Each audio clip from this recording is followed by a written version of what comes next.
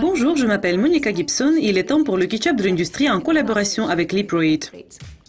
La semaine n'a pas eu un bon départ pour Plus 500. Comme l'on dit le 18 mai, la société a vu la chute des actions de 28%. Ce glissement était un choc après la hausse du prix des actions de 2 ans enregistrée en mars depuis l'introduction en bourse de la société en juillet 2013. Dans le contexte des spéculations, une déclaration a été publiée sur le London Stock Exchange. Elle disait « Plus 500 peut confirmer qu'il a versé son dividende final et spécial de 65 millions de dollars vendredi le 15 mai, comme c'était précédemment notifié au marché. » Le courtier a confirmé que les clients de son entreprise du Royaume-Uni connaissent des difficultés en raison de la mise en œuvre des règles pour lutter contre le blanchiment d'argent. Plus 500 dit qu'il est en contact avec la FCA pour le processus de la mise en œuvre. La troisième partie de la nouvelle est venue de JP Morgan, qui a fait la lumière sur leur capital social émis du courtier FX et CFD de détail.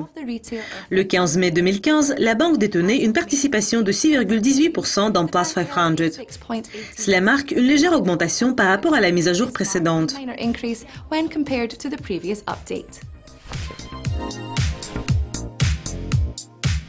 Barclays plc a annoncé qu'il allait abandonner ses domaines .com en faveur des URL propriétaires se terminant en .barclays et .barclaycard.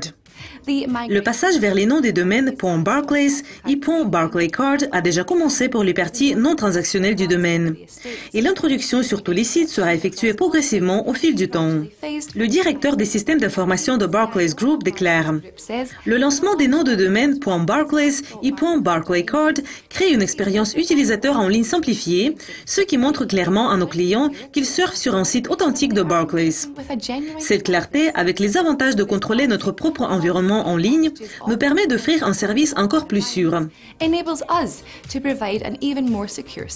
Pendant la transition, les clients seront redirigés automatiquement du domaine vers la page appropriée.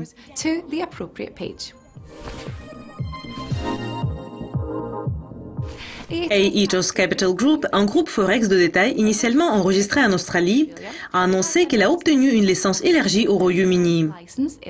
L'inscription de la société auprès du Financial Conduct Authority a été efficace pendant plus de 2 ans déjà, mais l'entreprise commence actuellement à se développer, donc la licence a été renforcée.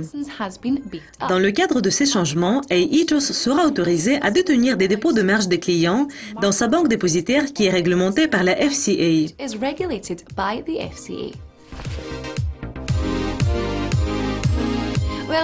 Bon, c'est tout pour le catch-up de l'industrie. Demain, Sam Meredith va vous présenter une nouvelle édition. Donc, restez à l'écoute. Pour le moment, au revoir.